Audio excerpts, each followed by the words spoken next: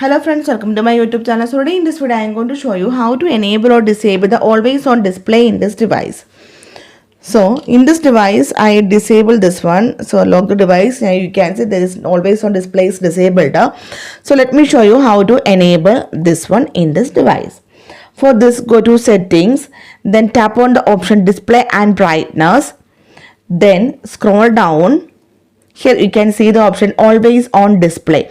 Always on display dims the lock screen while keeping information like time, widgets and notification visible using minimal power. Tap on this one. To view the always on display on the lock screen, then turn on this one.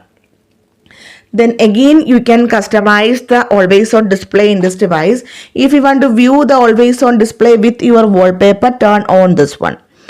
If you want to view that always on display with the notifications, turn on this one. Okay, so let me show you. Now lock the device.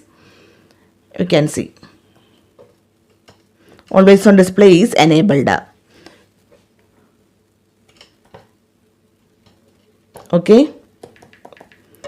If I disable for the show wallpaper, now you can see the wallpaper is not there. It is disabled. If you want to enable again, turn on this option show wallpaper.